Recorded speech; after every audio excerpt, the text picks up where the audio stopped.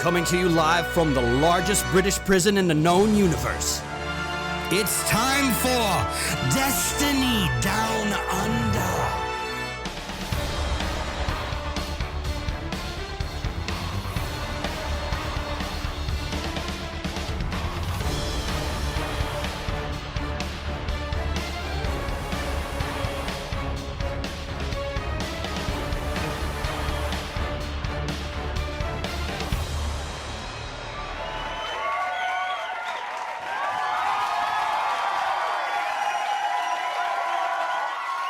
And welcome to the 201st episode of the Destiny Down Under Vlogcast. As always, I'm here presenting it. My name's Log. I don't know. I fucked this really badly. Matt, help me. Mate, you put the intro. Run the intro again. Run the intro again. All right.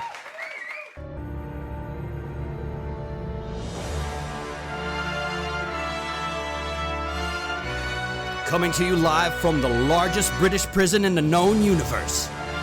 It's time for Destiny Down Under.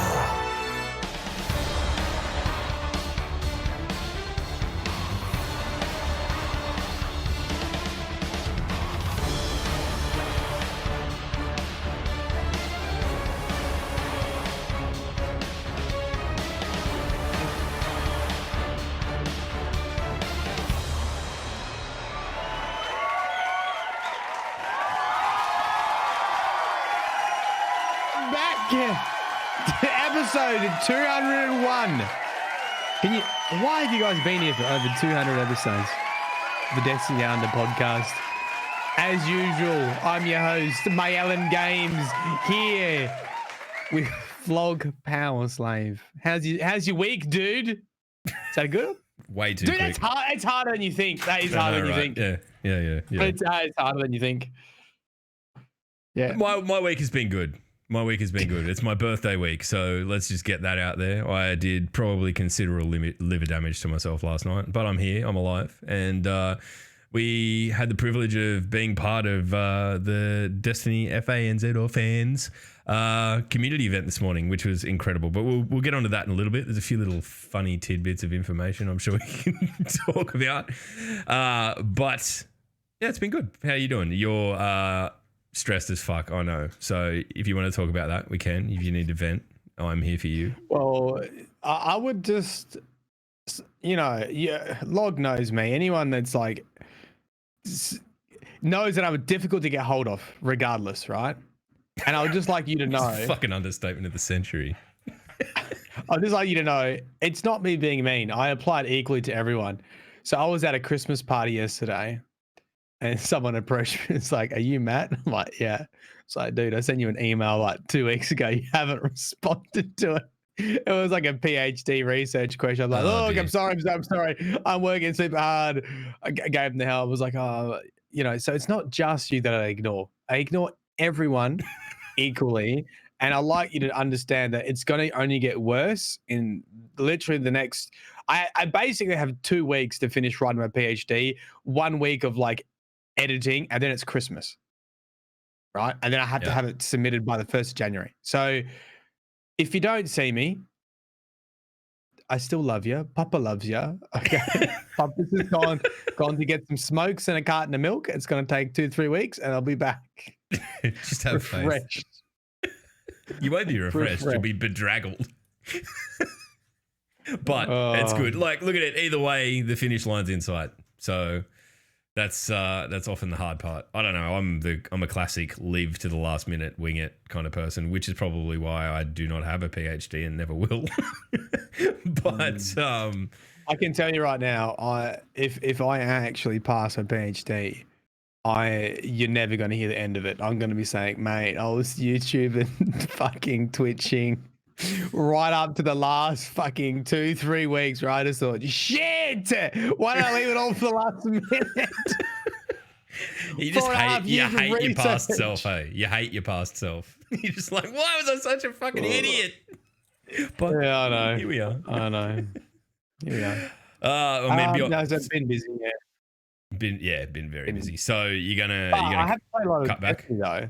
I know, like it's a really bad time for Destiny to get like super engaging again. Yeah. So I have been reserving my afternoons because I've got to try get fit for the wedding. So I have been doing a lot of in the afternoons when I finish PhD work. I have been doing the jiu-jitsu, and when I get home, I have been sneaking in some Destiny and got Cloud Strike, got Bacchus. How many runs? How many runs for Cloud Strike? Only like 5 or something. Oh, fuck. Yeah, not many. Not many. I got it yesterday. I spent nearly a whole day running that fucking. Anyway. Yeah. I've got Cloud Strike. I've got Bacchus, and I've got Arthritis Embrace. Arthritis' Embrace. I've got Arthritis' Embrace as well. Yep. So, I love that shit. I want more of it now. Now I'm like, what do I do? Now I'm like, it's good. I mean, I'm starting to think about doing shit on other characters, which traditionally for me is not something I fucking bother with. So it's a sign. Beyond Light has deep hooks. I mean, I'm sure that there's like people who play Destiny all day, every day for a living that are starting to run out of things to do. But I think it's going to be quite some time before we get there. That's for sure. I don't know how those guys keep going. I don't know. That's what I was talking to people about before. I was like, when I can see there's a reason to have builds, and for me, that very first reason was like I was under-leveled and I wanted to do the 1050s. And honestly, I felt like 20 level underpower doing solo lost sectors for like exotic gear is like the closest Destiny experience I've had to a Halo. What's one down from the hardest? Heroic, yeah. I feel like that's like, it's like the magic source. It's like the Halo heroic encounter. Like you get stomped if you don't know what you're doing, and you learn the encounter, you get your weapon set up right, and it feels really good to do. And I was like, dude, this is bringing me back to my Halo playthrough, being like a bit underpowered. I think 20 light levels, like almost the sweet spot, and like it's nice. I think you're right. It hits that note, right? Like it's challenging enough to be satisfying when you do it. It's hard enough that it's interesting and you need to be concentrating on it to do. And you get good gear out of it. I feel like, I mean, we, as I said, this morning we were in a call with, a lot of the Destiny ANZ community and DMG and Cosmo and Cat Walker and Chris Proctor, who's I hadn't met Chris before this morning, but incredibly lovely guy, and Aussie who makes weapons. So there's definitely a conversation that we're going to have there at some point, because it was super interesting. Came over from 343. Yeah. So it has worked on in the last year to come over to weapons. So yeah, like nuts stuff. But I mean, the one tidbit and the thing that you need to all know and institute into your lives immediately is that Cloud Strike was developed as like a sniper equivalent to Thunder Lord, and they called it Thunder Lady. So you're not allowed to call it Cloud Strike ever again. Thunder Lady is the way. Thunder Lady is the internal name given to Cloud Strike before it got its Cloud Strike name. Thunder Lady. No, not Thunder Thought, for fuck's sake. Can't take these cunts anywhere, Matt. Jesus Christ. I know. We had to be on our best behavior too. We've been talking for like fucking 3 hours already, though. So if we're a little bit loose, a little bit fucking rough around the edges for this show, you'll just have to fucking put up with it, I suppose. There's no alternative.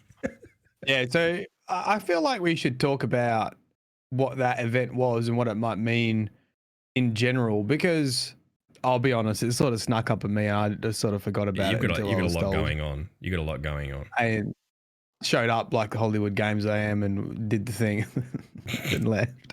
But basically, because of COVID, I guess, there's a lot of things that were restricted, and the Destiny Australian community felt like it really started to kick off once Activision had left, and they've got the Bungie ANZ team basically that look after this region. And PAX was the first time that we were sort of involved in Melbourne, Australia last year, and that was a fantastic event. We had Moila Eris Morn there, and we had Victoria Dolville. Yes, and we had other voice actor. Or was it Victoria and Eris? It was Nah, we Victoria had- and Mauler, yeah. It was Sloan. No, you're have imagining Sloan? things. You're imagining things now. You're conflating your Paxes. Am I It was mixing the my year before. Paxes? Yeah, it was the year before that. That was the year before. Yep. Fuck. You fucked it. So it was going well, and then obviously COVID hit, and then obviously there's no events on. So there was an opportunity to do an online event. So it was sort of like a ticketed, like win a ticket kind of deal online event for the Australian community. And we did have DMG, Cosmo, Chris Proctor from basically weapon designing team, and Catherine, who is the Rad team, by the way, Raids and Dungeons. It's literally called the Rad team, Raids and Dungeons team. Like, fucking, that's gonna be the most poggers fucking team you could be on. Imagine doing the Raids and the Dungeons. It's the pinnacle content. So we had about 100 people from the Australian community, and we had multiple sort of breakout rooms online, like you would go at PAX, where you would go see a panel. And Log and I conducted like a panel interview with Chris, and then a panel interview with Catherine, and then we had a questions and answer session with Chris, Catherine, and DMG and Cosmo. Pretty good. It went incredibly well, honestly. Zoom, it held up. I thought for a brief moment in time we were going to set the record for the biggest Zoom call of all time. Since found out that that's actually like 50,000 people or some shit. So, no, weren't even close, but it was good, and it was, I don't know, I felt like pretty organic and natural, and like it was just nice to see everyone's faces. We had like 10 minutes there where everyone was just sort of displaying their pets while we're in the warm-up thing. So it was really good. It was peak Destiny community in that respect. And like for us, and like it, we're pretty ANZ centric on the show, and we're worried about our immediate community and all that sort of stuff. So it was nice to be able to do it for that, and I hope it's something that they consider for doing for other communities, because I think it's always nice to be able to do this sort of stuff. If people are Aussies and they want to, or New Zealanders, and they want to get involved for hopefully a next time, don't know when it would be, and if follow the Destiny Game ANZ Twitter handle. It's Destiny Game. It's the key to all of this stuff. Fez does an incredible job with all that sort of stuff. She's a saint. She would be shitty at me for saying that, but whatever. Destiny Game ANZ on the Twitters. Incredible. Did an incredible job. I think there's a Facebook page so. too, right? There's a Facebook page as well. Well, Facebook works a little bit differently in that you can manage the localized things of the mother profile. So if you're following Destiny on Facebook, you'll get the localized stuff if you're in Australia.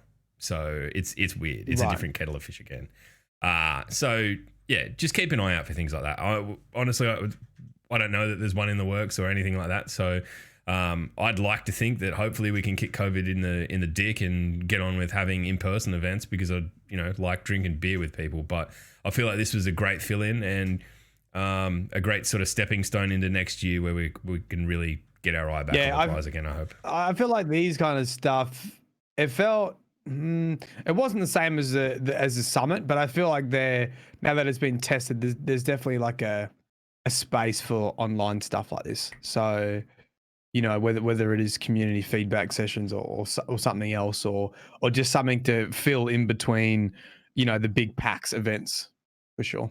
Yeah, and I think the other thing that was really, really, really awesome this morning was just how candid everyone was, right? Like, there was some questions topics that were brought up that, it wasn't just all puff questions and stuff like that. There was some important stuff spoken about. And I think, like DMG, it's my first time having really like meeting him in that sense. And he's a good guy and will not bullshit you. He's straight up and down and handled everything. So I don't know. I mean, like, we've done this sort of thing before, and we've had Deej a couple of times, but man, if I could say anything, is that the community is in just as good hands with Damage, Deej. Not Damage. Fuck me, Dylan. Is it DMG or Damage? Can someone clarify this? Because I want to call it Damage. I want to say Damage too, but I think it's both. Yeah, right. Surely it's both. Roll with that. But yeah, a great morning, and a pleasure to be involved in that sort of stuff. So always fun. This week in Destiny, we've got the top. There's not a whole heap. Like we've been spoilt for a little while of like, there's been a fucking major event in Destiny every week for the last few weeks. So we're hitting the point where not so much right now. Now we're hitting the cadence of seasonal content. Iron Banner comes back next week. I don't know. We still haven't heard about trials. So wait, what's do we know what's the bugs have been or not really? No, I think it was sort of like, let's just let's just take that off the shelf, and there's something not right here. We need to not. So Warlocks, yeah, they're probably just removing. I don't think it's Warlocks. I think I'm gonna put my hand on my little Black Titan heart evil here and say that I reckon the ice wall dive bomb magpie dunk that hunters can do is they wouldn't take it off just for that though. There'll be it's it's got to be a bigger issue than that. It's pretty bad. There's got to be a bigger issue. Let's blow through the TWAB. Then maybe Matty can talk a bit of lore if he's got it in him. If he doesn't, then we don't. Then we'll just do something else. I don't know. What do you reckon? We should have taken some fucking notes from the event, shouldn't we? Because we could share them. I mean, yeah, but like, I don't know. I think that like just spewing that shit out half an hour later and doing that kind of makes it a little bit less special, don't you think? It does, but certain things like, for example, Chris was talking about adept weapons, right? Yeah, and he was been involved with the trials adept weapons, which sort of reminded me, like he asked the question, like, do you guys want to see adept weapons in other activities, essentially, which was just like, yeah, fucking Twitch everyone went, yes. Yeah, look, I mean, there was a lot of stuff touched on that was very, very core to what's the conversations being had in the Destiny community at the moment. Like talking about the contest difficulty modifier and day one accessibility for the Deepstone Crypt and all of that sort of stuff. The thing that I didn't realize is that basically an enormous portion of this release was tested on Stadia. So we didn't ask much about that. Yeah, and I don't know. I mean, I don't know anything about Stadia, so I don't want to get into it. But from what Damage was saying was that, it's not super, it's obviously Destiny, but there's things that are represented differently in when you're playing the game on Stadia to on PC and things like that. So the constraints that they've been under to be able to get this out and have it be as well received as it is, I think it's fucking incredible. The more I hear about the shit that they've had to go through just to get this out on the dinner plate for us to eat up, the more I'm impressed. And I think that's the thing that comes out of these sorts of conversations. Yeah. All right. Well, let's blast through the 12 and then we can get back to if anyone's got any questions or whatever, we'll do that at the end. And if you want to talk about lore, you can. But look, I'm going to be honest. This is going to be probably the most laid back episode of the DDU of all time. Yeah, I'm done. I'm cooked. Yeah, Matty's cooked. He's had his coffee 700 years ago and it's worn off, and now he's just a withered husk of a man. I was up at 5. I did a stream, went into bloody online event, did multiple interviews, and then we're here. You guys are getting the not sloppy seconds. You're getting sloppy fucking quadruples or whatever you want to call it. But hey, it's our show, and how about the other thing that we did through the week that we didn't touch on? We did the Patreon cast, and we've defined the purpose of the Patreon cast. So I feel like that was pretty good. I mean, if you hadn't listened to it before, more or less, we started doing it without a clearer agenda of what we wanted it to be, and now it's basically evolved into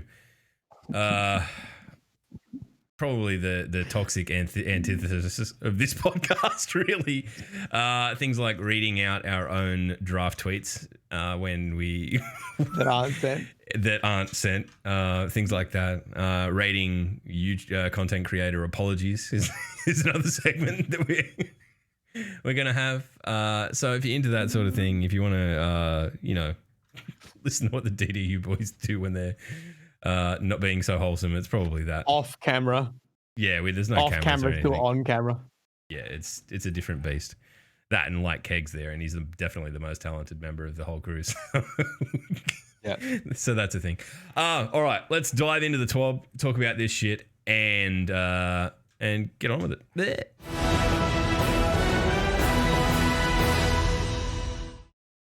I am realizing that I'm probably more off the boil than I thought I was. I'm there. Yeah, I can tell you. I can tell you have there. a nap. Yeah, you are well out of it, and I probably had a bigger night last night than I was anticipating, but it's all good. I managed to get through the important parts of my day, and that's okay. All right, so we've got some hard stats coming out of the raids, and it has been a hot topic of discussion over the since Deepstone Crypt dropped.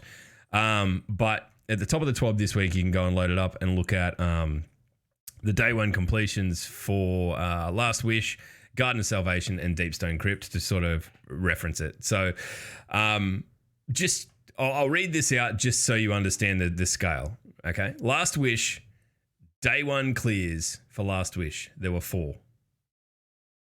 Garden of Salvation, there were 551. Deepstone Crypt, there were 29,814. So to sit there and feel like a whole heap more people did it, it's absolutely correct. The other thing that is just super fucking stark is the launch plus 10 days kind of window, just to show how hard people have gone at this raid, right? So unique raid activity clears for the 10 days after the release. Last Wish, 3,555. Garden of Salvation, 33,152. Deepstone Crypt, 258,049. So 250,000. yeah, like sure, more people are getting through it, but more people are having a crack as well. And I think like that's the thing that we really need to be stoked about. So as it stands, nearly 1 million Guardians have gone through and unlocked the Lament and done all of that sort of stuff that the raid unlocked. So I think that the conversation needs to shift around the accessibility. I think the accessibility is in the right spot. Maybe we need to just look at how we reward the people who are doing it at the cutting edge, running worlds first and stuff like that. I feel like that's where the conversation needs to be about. What do you reckon, Matty? I think I mean we said it on the Patreon. Can't put my real fucking thoughts. Shameless, but yeah, it was pretty pointed. But anyway. I think it's fine. I think that imagine being in dev. Okay, imagine. Let's a role play.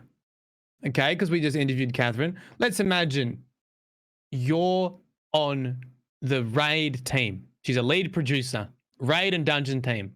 Imagine you going into work going, guys, you know what the fucking goal is? Only 5 teams pass at day 1, you dumb shits. Make it so ridiculously fucking hard that no one can do it. It's just not it's not the way, is it? That's not the way. You want 250,000 of people to play the content you are making that costs time and money. Otherwise, why the fuck are you making it? Yeah, it's that. It just comes back to base economics, right? Like, look, I get I reckon if you broke down the stats even more, like I want to see how many people, it'd be awesome to see how many people were, let's say, at cap level or whatever it was at 1230. I wish you could see. Yeah, I wish you could see how many people were at cap level for Last Wish and Garden of Salvation, because guaranteed those things correlate to how many people jumped in. And I just we've done it to death. Community. We've done it to death. I think that the more people that get through the raid day 1 and get to celebrate that, the better. And make it that way you will. Also in the news this week in the TWAB, the Bungie Game to Give drive is live. You'll probably notice that if you follow any Destiny content creators on Twitter, there are, everyone's doing their own little charity segments. I think Matt and I have literally been buried by life though, so I'm not sure whether Matt's doing it. I haven't had a chance to even line it up. I've been fucking hammered. So. I sent an apology email to the gents that were organizing and just said, look, I mean, I know it doesn't seem like a lot to organize, because I'm streaming anyway, but when I do these live streams, I like to organize prizes and activities and got all the shit that comes with doing a charity stream. There is a bit of work in it, like incentives, and you obviously got to bring the energy, and you got to schedule a time, and it was not on my list of things I could So participate look, in. if normally you would, support us in that kind of venture, we've done a lot, we have done this sort of stuff in the past, and we'll do it again. Go and seek out Tams and go and seek out homes. There's plenty of people in our immediate community, in the Australian community. If that's where you want to throw your support, I know that they'd appreciate it, and I know that we'd appreciate it from our perspective. I do feel a little bit bad about it that we just have been a little bit absolutely snowed under and whatever. But it is what it is. There are some incredible incentives. So 250K total raised. The Dawning 2020 Universal Titan Ornament concept art has been released. That's in the TWAB. You can go and look at it right now because they've met that goal. The 500K, I believe that they've hit the 500K as well, because I'm pretty sure I saw a tweet about this late yesterday. That's the Warlock, and 750K, the Hunter. So they do look cool. They do look the Titan is mega chunk. Mega chunk. So you can get in there. $1 million. $1 million Dawning 2020 Legacy Reward Preview. And every 100K after reaching $1 million, there will be a guest lore reading. So there you go. 750K was hit this morning. There you go. We wouldn't have quite heard about that. If Bungie wasn't reading their own IP, I'd be getting my lawyers involved. Put it that way. They're cutting your grass, Matty. Imagine the dick you'd be if you carried on about that, but it was a charity thing. All right. So the other thing in the TWAB is that Iron Banner is returning this coming week. I'm not going to pretend like I've missed it, because Destiny's been so busy that it, I haven't really felt the lack of it. I want Pinnacles. Yeah, I know, right? It's going to be good for that, and several of them. So I don't know. I mean, I feel Iron Banner's in a weird place where the loot itself isn't particularly interesting. Like you can go and get some good stat rolled gear out of it. Hopefully, I hope the drops are higher stat roll than what we've been seeing in Destiny in general.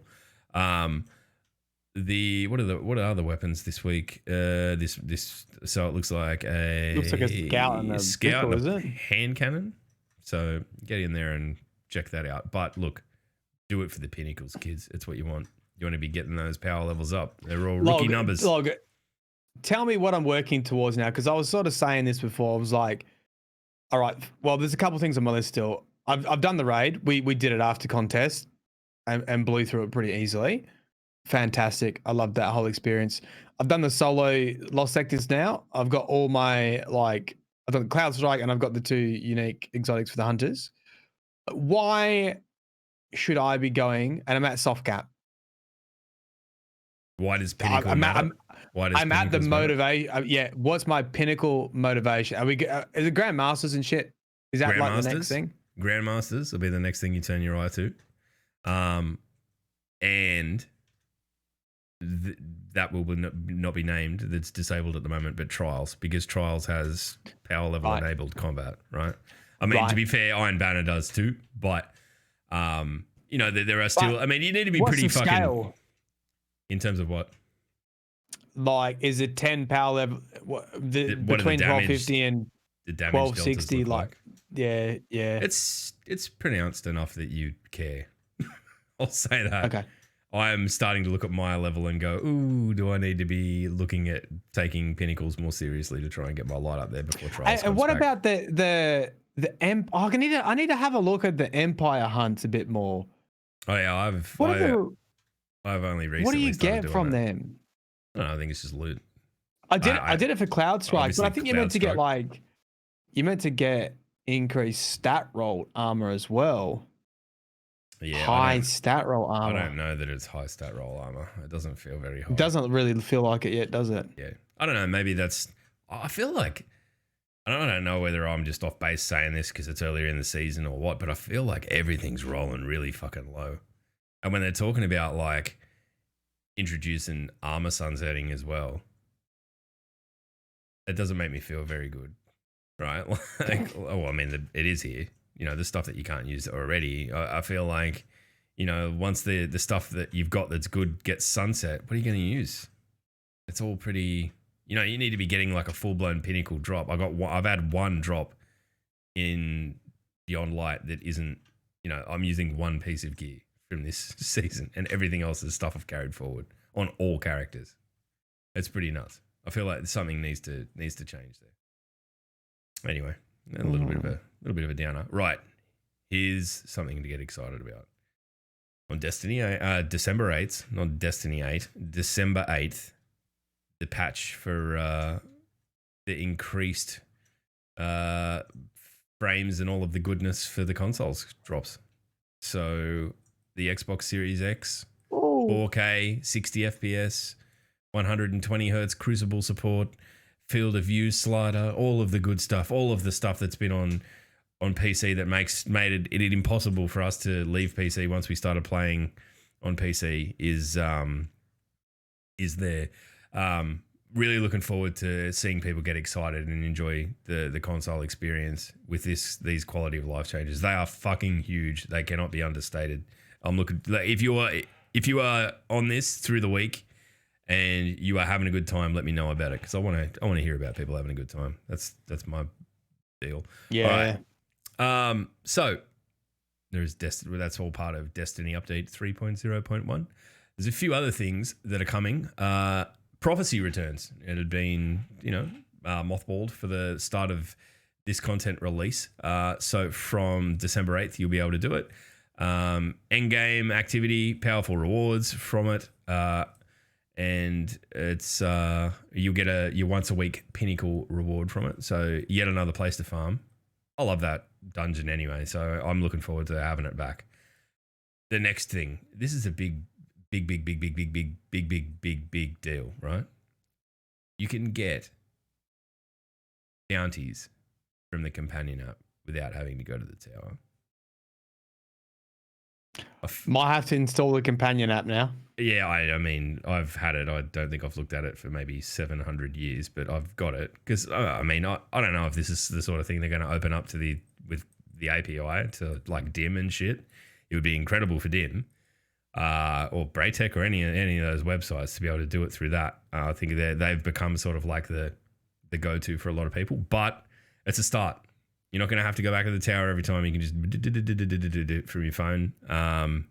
I think it's a great change. Yeah. All right, there's a few resolved issues. Hey, going back to dungeons, going back to prophecy, right? Yep. Considering the reception to Lost Sectors, because actually we spoke about this in the call, right? With Catherine and Chris. Like, I feel like they were pleasantly surprised with the reception of solo activities. Yep. I hope we get something like dungeons are there, mate. Like, why not make that a pinnacle solo activity with something fucking cool behind it? Well, if you can solo it. I think people, there was already achievements and stuff for it, like triumphs and whatnot. But I mean, GG. I know people were doing that, but it wasn't any gear or anything, was there? No, I don't believe so. But like, if you, I think there was an emblem, maybe. Right. That's not a thing. Like, but if there was a dungeon specific exotic that you could guarantee yourself to get, if you could clear it solo. Hey. See, this is the hard thing about, because we were talking to Chris as well about how long it takes to make an exotic. Yeah, that was surprising. Hey, like that was, like guns themselves. That's 3 months. Yeah, well, it's 6. We said 6 weeks from go to woe on an exotic in terms of like a full-time person's time, right? And when you consider that the release window is fucking 3 months, that's literally half of that development time gone. So, I don't know. I mean, I feel like they're onto a really good run with exotics too. Like the new exotics are fucking cool. So, I don't know. A lot of man hours caught up in that though. Jesus. How about that absolute poggers? What was his name? Victor. Was it Victor Anderson? What happened? He's done Lament. Oh, no, yeah. I didn't write it down. But the guy that's done all of the crazy stuff that I said is probably some kind of mad scientist. Yeah. We'll have to talk to Chris and see if we can get more story around that, because that was like But this guy is like the guy that's made just about every exotic that you love. Because we said, look, can you please pass on our thanks to whoever made Lament? It is incredible. And they're like, oh, yeah. But he's the guy, apparently. And we 100% confirmed that Lament is the breast pump sound. So we can put that conversation to bed. Obviously, you know, we did ask what the breast pump questions. Sound is, and it's Lament's charge. It's the idling sound. It goes Titty sword. Titty sword confirmed. 100% canon. It's you know you've all got it already. Done. I hope. There we go. All right, I keep grabbing the wrong fucking mouse to scroll. Jesus Christ, 2 PC setup. Why did I do this? All right, so there's I'm not going to get into reading all that shit. Jesus. If you're really interested, you can go do it. Probably the most important thing that I saw this week was Slayeridge soloing Atrax.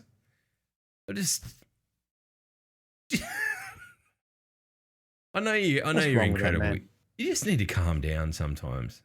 It's just scary, right? It's fucking scary how good people are at this game.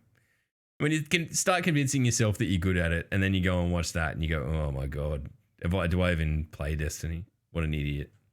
But beautiful. That's the TWAB. If there's anything there that I've touched on that piques your interest, just dive in and have a more in-depth look. I've brushed over a lot of stuff. As I said, it's been a big morning of talking and reading, so I'm kind of off the reading bandwagon at the moment. Maddie, what's been happening in the lore? Because admittedly, we didn't have time to talk lore last week because we had Terra and Soto on and talked a fuckload about raids in what has been somehow our biggest episode ever. So if you're new to the show and you've found us off the back of that, welcome. We're probably not giving a great account of ourselves here, admittedly, but still. Yeah, how good is it? Like we had a rip episode last week, and then this week was like all the new people like get wrecked, fucking dog shit episode. Yeah, go back and look at some of the older stuff. It's great. This one a little bit atypical. So what's been going on the lore front? I actually haven't been able to read as much as I used to because I have been working pretty hard. So I've only read Legacy's Lament and the Dark Future lore book. That's all I've read of the new lore in Beyond Light. And the last video was about Legacy's Lament, which have we covered on the podcast? I don't believe we have. Just give me the bullet points and I'll tell you if we've talked about it. Banshee? No, we haven't. We haven't. I think we briefly touched on it. Give me the bullet points. Banshee ? Nope. All right, go. There, there you've got your missive. You know what to do. You know what to talk about. Okay. Legacy's Lament opened up after Deepstone Crypt finished. We got access to giant talking head Clovis, who's referred to as Clovis AI. In the Collector's Edition lore book, we know that Clovis moved his brain into 2 locations. One was a Deepstone Crypt AI, and one was an Exo. The AI, it's a bit confusing because in the raid is also a Crypt AI, but it's not Clovis. It's the giant head is the Clovis Deepstone Crypt AI that is referenced in the Collector's Edition book, and it went into an Exo. And so when you start that mission, it's about unlocking Lament, and you get, I don't actually know where you get the lore cards from, if it's from getting kills of Lament or just going through it. But anyway, the lore book Legacy's Lament opens up, and it relatively picks up from where the Collector's Edition book finishes. The Collector's Edition book finishes with the Clovis Bray researchers being infected by the Vex. Yep. Including Clovis Bray himself, and then Clovis Bray say, transfer me into AI and an Exo. So it basically picks up with a Vex invasion on Europa. And they're coming through the Glassway, which is the big Vex portal in the new strike mission. And Elsie Bray, Exo Stranger, is there. She's already been transferred into an Exo body, and she's trying to basically evac everyone. And not only evacuate everyone, but actually blow up Europa. So there's a little bit of a hint about she wants to do the same thing that we did in the raid, which is crash the Morning Star into Europa.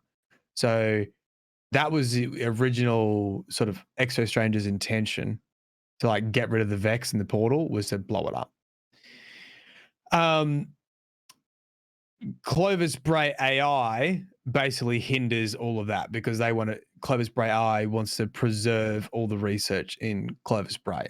So you have the Exo Stranger saying, no, we need to help people, we need to extract, need to destroy this Vex gate, and you have Clovis Bray AI going, nah, you're not destroying my facility, and they're sort of getting in each other's way.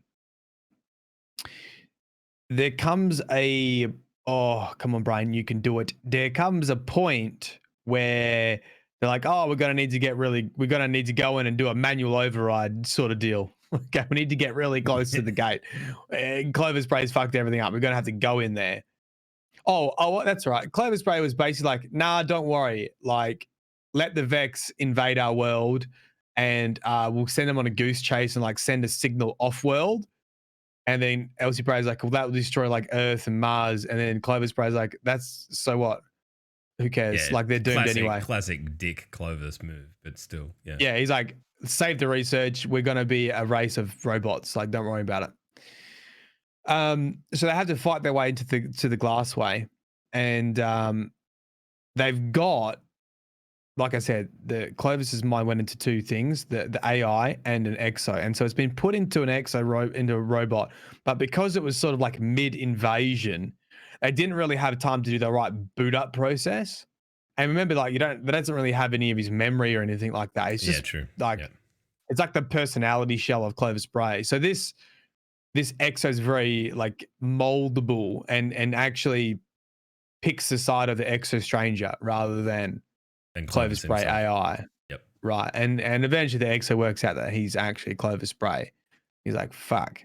So that allows them, it's pretty much like the Matrix. They end up breaking into Clovis Bray's office, right? And they like, all right, Exo, it's time for you to get your training. And it's hinted at that he's in some fucking heavy duty, like the potential of his exosuit is way higher than everyone else's. Yep. Because it was meant to be the receptacle for Clovis Bray himself. So he's got the Ferrari where everyone else is getting transferred into Hyundais. Do you know what I mean? Yeah. They're both Exo chassis, but he's got the bee's He's got the knees, tits. okay? He's in the best fucking model. He's got the tits. He's got the best model. And it's based to the scene from Matrix when Neo comes out and goes, I know Kung Fu. Like, they plug him in. Yeah. They plug him in and they just upload all the combat configurations and combat training, and he basically breaks all of the records. Like, this guy is a machine. Yeah, Comes out and freak. says, I know Kung Fu. Anyway, goes to a cabinet which was locked, but because he's technically Clovis Bray, it opens for him. Lo and behold, it's Lament and the Exo Stranger's rifle. So then what they fucking make a Mario checkpoint. They're like, guys, upload our brains to the fucking brain cloud as a save point. And we're going to throw ourselves at the Vex portal until we die. And when we die, you bring us back to another body, essentially. Yep. So they're just forever fighting, kind of like Edge of Tomorrow. Like that hectic Tom Cruise movie. Literally Edge of Tomorrow. That's why Man of Arm pissed me off, because it's basically that. So they just hack and slash. Clovis Exo's kicking ass. Elsie Bray's kicking ass. Doing all the kicking ass. The law book counts 1 reset, 2 reset, to 3 reset. And you're like, okay, here it comes. 43 resets. And then it like has a description. Clovis Clovis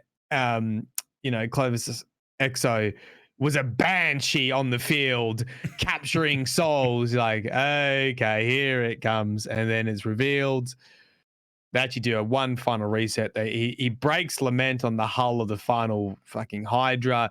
They shut down the portal, and Clovis 43 says to Elsie Bray, he's basically the last remaining thing of this awful memory of her father, of Clovis Bray. And even though he didn't do those awful things to her, he technically still Clovis Bray. And he's like, why don't you wipe my memory one more time, bringing it up to 44, and go and give me the name that I was given on the field against the Vex, which was Banshee, because I was an absolute monster using Lament. And that's how we get Banshee 44. Our weaponsmith is the Clovis. It was an EXO that received Clovis Bray's mind scan from way back when. Him is an absolute weapon, but has been sitting in the tower just muttering to himself for 5 years. That's kind of sad in a way. I wonder if we're ever going to see a point where he's like, no. I don't know. Do you know the upsetting thing was sort of like people had already got into it and already read it, and that was fine. People were so excited about it. The Lament mission was amazing. Yeah. There was a bit of if you just like skipped everything, you wouldn't know. Like that's it. You got to pay attention to the dialogue. Right? Yeah, but there was like the final confirmation was in just like text dialogue for Banshee, just going, "I'm Clovis Bray," and like you could just be like, "Oh, who cares? Give me the fucking weapon synths, you dumb shit." Like, yeah, fucking hell. What have you've done nothing for me for forever? You know, I just buy mod components off you. Like, I don't know. I feel like it could have been a really cool like refresh point for that character. Like as a vendor, like he sells all new shit because he's realized he's Clovis and it's like, I don't know. A vendor reset. Yeah, vendor reset. Now everything's like sterile, white, and like clinical, like all the Clovis Spray facilities. It was extraordinary. Like I think I really enjoyed the post raid mission for Lament. It really tied everything together. Gave a lot of closure to that story loop. That being said, part of me wishes that bit of the story, rather than Tanix, was that like that was the centerpiece of like the raid, rather than. It's hard though because then a lot of people would have missed it as well. So it's sort of like there's two sides to that coin. It would have been. I feel like Tanix was a bit misplaced, but if you put all that good stuff in the raid, then only a certain amount of people would have seen it as well. So I don't know. I like that Tanix is there. I know that there's like a few sort of fucking plot holes and all of that sort of shit. But the feeling of walking into that room when we first did it and like seeing like Atrax is there, has become an EXO, and we're going, holy fuck. And then the pod opens and Tanix runs out and smashes the glass and then realizes that there's 6 Guardians and promptly fucks off. I thought like everyone's going, oh, fuck, is that Tanix? Is that fucking Tanix? I think, they're probably not going to get the moment to do that again in Destiny, right? Like unless somehow they bring back, I don't know. Tanix has been back a fair few times. I know, but it's kind of like a meme, and it was self-service in a way. And I think that like, I don't know, it was pretty funny. I enjoyed it. And as much as like Tanix merging with a fucking shank at the end still makes no sense to me whatsoever. Neither does fucking Space Magic to begin with. So just stop fucking whinging about it. But I feel like an EXO Fallen would have been perfect. Like I think that would have been fine in itself. I don't feel like there was a need to add Tanix. They could have made EXO Fallen bosses. But then it's just like, what's his name from Wrath of the Machine, right? Like he was the Seaver Fallen. True. The precedence. Yeah, but how many people fucking love that? That was fucking awesome. I'm not saying good or bad either way, but like, yeah, I never thought about that. It's totally something that's been done where Tanix coming out of like the closet as a recurring villain again, and like being that character. I hope they do bring him back again in some kind of meme capacity in 3 years' time, right? Like, I just think, like, why wouldn't this fucker just die? I mean, he's never going to get more important than being a raid boss, right? And probably one of the most well-received raids in Destiny's history now. So, maybe that's where he finally rests. Who knows? You know what we need? We need like, how they do those like comic strips where it's all the villains in like a therapy group and they do the introductions. It's like, hi, I'm Tanix. I've been killed in the Destiny franchise 5 times.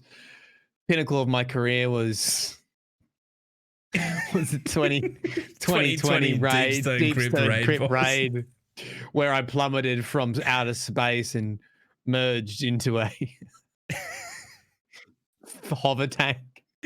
And then Oryx is just there like, well, they killed me in their world, and then they figured out how to kill me in my own fucking world. Like, how unfair. I tried to retreat and run away, and they just fucking killed me anyway. And Just Callus give me is ideas. just like, dude. Just give me ideas for a video.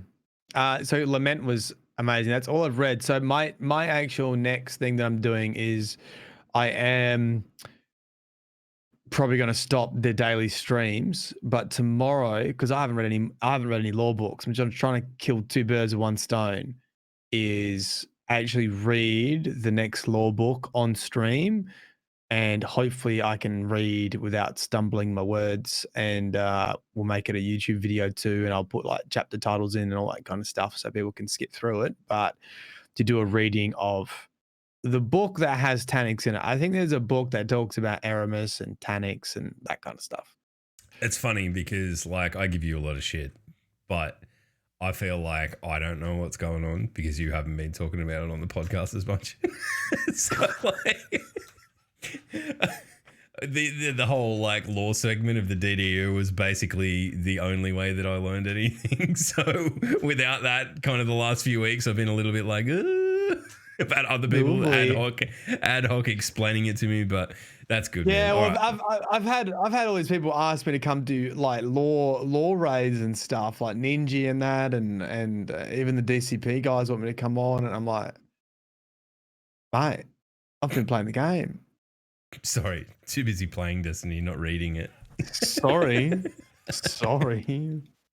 I've been playing the game. I don't know. It's good. Either way, it's good. All right. Well, look, we're going to open up chat. If you've got anything you want to talk about, you can. We'll probably hang around for another 10 minutes. We'll keep this to an hour today. I know that, everyone's, look, we're getting towards the end of a very long year, and we haven't really decided how we're going to wrap up the year yet, but we will over the next couple of weeks, and it'll be a good time. Don't you worry about that. But man, you know what we should do? We could do a fucking 100-person Zoom party. The precedent has been set. And everyone bring their dogs along, pets. Yeah, and I mean, dogs. we don't care about what you have to say. Just show us your pets. Show pets. All right, so Spiro says, apparently at the end of Deepstone Crypt, Tanix fuses his body into a giant shank. Initially, this seems kind of random, but believe it or not, this is the most fitting form he could take. In the lore, there is a character known as Secrus, Baron of Shanks. He was one of Callus's shadows, but before that, he was a legendary fallen warrior. He extended his life with cybernetics just like Tanix, and it's said that he is one of Tanix's biggest inspirations. There you go. Oh, why don't you go back and make a lore channel? Make a fucking lore channel. Oh, give me an email, transfer Marlin Games into your name. Yeah, that's the other thing that's gone on today. Drunken's just raised. Like, what the fuck is this hashtag log is over party? Like, everyone's like, oh, you've finally been cancelled. And momentarily I was scared because I'm like, oh my God, what? What have they found? Shit. Oh no, the heinous band days have finally caught up with me. I knew this day was coming. But apparently it's something to do with fucking Minecraft or some lame shit like that. So I don't know. I mean, I love Minecraft. I play it with my daughters, but dude, Minecraft's come back. What's the deal with that? Minecraft come back. It never went anywhere. It did have a bit of a dip. Like it wasn't the golden age of like it wasn't the Fortnite still got its golden age where people do daily uploads and get fucking millions of fucking views off them. It's still going. I don't know. Look, I'm going to be really. Did you watch the event? Did you watch the Marvel event? No. No, I mean, not like, out of interest. No, not out of interest. No, what was it about? Tell me. Give me the long and short. If you, as you understand I didn't watch. it. I didn't watch all of it, but I did watch it because I think it would be ignorant to think that Bungie didn't take some inspiration from live events from Fortnite when it comes to what we saw. And obviously Bungie's never going to do these massive fucking crossovers like Marvel and Halo. That's what's shitting me off about it. Because I'm like, it's such a fucking lame game, but it has so much cool shit in it. Like now it's fucking Mandalorian. I'm like, I mean, Destiny, it would never work with Destiny because Destiny's, got like its own, intellectual integrity that needs to be maintained. You can't just, pump fucking product placement into it and have it work. So, that's fine. Do you reckon they pay for like Mando, or do you reckon Mando pays them? Because they're in a position of like having such a huge audience. Yeah, like, do you mean does Disney pay Epic or does Epic pay Disney? I don't know. Surely Epic pays Disney. I would when think it comes to the mouse. Yeah. When it comes to the mouse, you do not fuck with the mouse.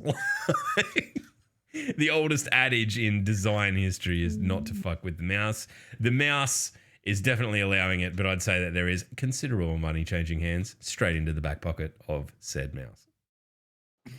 I mean, I guess it's a long run thing now, right? Like, because now it's the Star Wars stuff. MCU is also owned by Disney, so I don't know. Someone's fucking making a bomb out of that. I can tell you what. Who would have thought fucking Fortnite would still be going?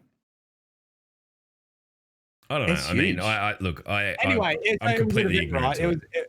I had Galactus, the world ender thing, the world. Yeah, the guy that eats planets. Yep. Yeah, he basically showed up, and it did transition from an event that everyone was witnessing to actually being involved, almost like quick time cutscenes sort of deal. Why? Actually drove the battle bus, and fucking Iron Man showed up and all this kind of shit. So it went from like being around all your friends to like sort of being involved in the cutscene, which was it's pretty cool. Would have been a pretty big technical feat, I imagine, to think how many fucking people would have been on the server at the same time. Yeah, I don't know. I still don't give a shit. I don't know.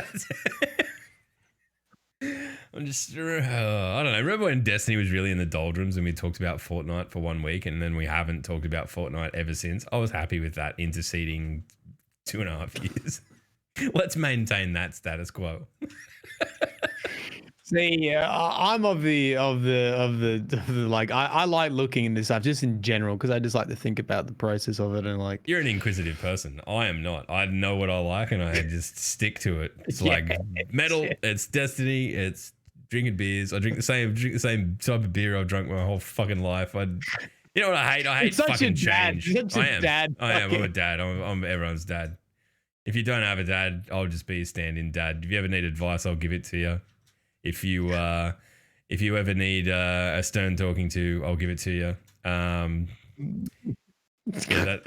Newt, Dad, it's me, Newt. It is me.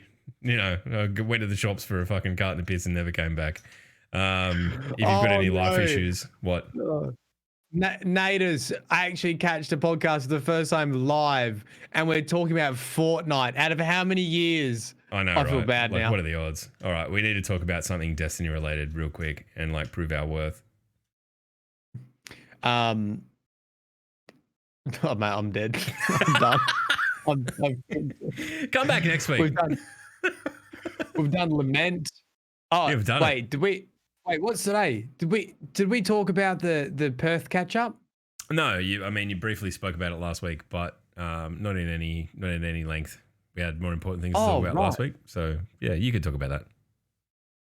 Right. So we had an in real life person catch up in Perth because we're very lucky here. We have like zero new cases of COVID. And no restrictions, so we can catch up in person, which is nice. And we had a respawn party by Frank, helps organize that, and it was cool. I did a lore quiz. We had Gambit coins and stuff to give out. We met some people.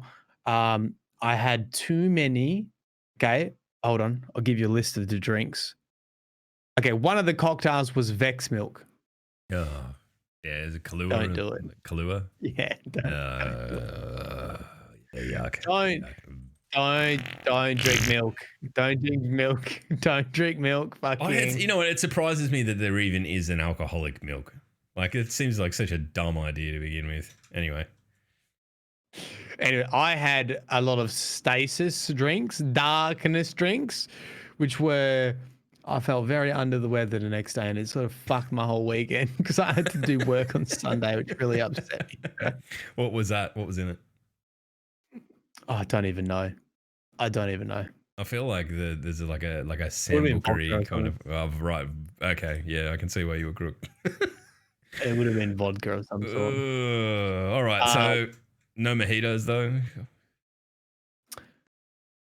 No, but I could go a mojito, to be honest. I could go a mojito right now. You look like you fucking need one, to be honest. I'm gonna go pause your beer. What about? Here's an idea. You know, sometimes the best ideas just come to me. All right, look, if the patron cast is a testament to anything, it is that. It was just staggering. Anyway, we've plugged that enough. Just yay or nay. We've seen how Zoom can work with everyone, right? Yep. DDU Christmas party, teapot cocktails. Everyone come along. You've got to bring a teapot with a cocktail in there. What do you reckon? I mean, I think it's a great idea. I think it's that, you know what, after this, I'm going to talk to Fez about it because she knows how that shit works. I think it is a perfect idea to finish out this fucking weird year of 2020 before we get back into... Put your Christmas hats on, put your Christmas shirts on, bring a teapot full of mojito. Do we have to, is that a rule? You're not allowed to drink out of anything but a teapot? It's a teapot party. All right, I'm going to need to go. Don't know why teapots. I don't have a teapot. I've got a kettle, and I am not drinking beer out of a kettle. That's fucking weird. That's so fucking on brand for me and you. Like Matt's found something absurd to do. I've figured out the one way to one up it by drinking out of an entire kettle. Etsy's got a couple of teapots. He's going to lend me one. Beautiful. There we go. All right. Well, there you go. We'll I don't know. We'll do a Saturday night thing. I think that sounds like a lot of fun. I think it'd be a lot of fun. And just we'd have to think of like some breakout rooms of just classic, just I don't know, dog shit activities that we would do. I don't know. Or we could just like get in there and talk like fucking normal people. That also sounds nice. Anyway, I'm going to do the responsible thing and put a fucking pin in this episode and blow it up. Yeah, Maddie. Yeah, where the fuck will the law find people this week? Care. The law's not fucking finding you anyway because the game's really good and everyone's playing it. No one gives a fuck about reading law books and my channel's going to die. Fuck off. I needed more of that. I got to find someone to raid. Fuck. Oh, you need more? No, not more of that though. Like that was really fucking bad.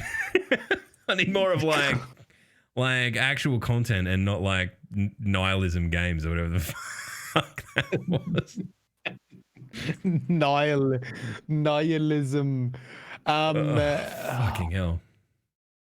I really have gone downhill on where the law will find you. I don't even remember what it's meant to be anymore. It's just meant to be like a vague reference to the law, but at the same time, I feel like it's not even that anymore, and we should just let it be what it will be. Pigeon's on. Yeah, we're gonna raid Pidge.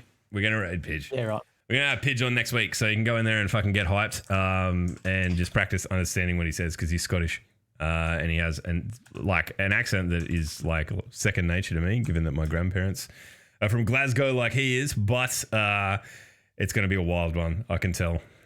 So there you go. All right, we'll see you next week. I say bye. Bye. You're so dead inside. It is fucking genuinely disconcerting. Bye. Bye.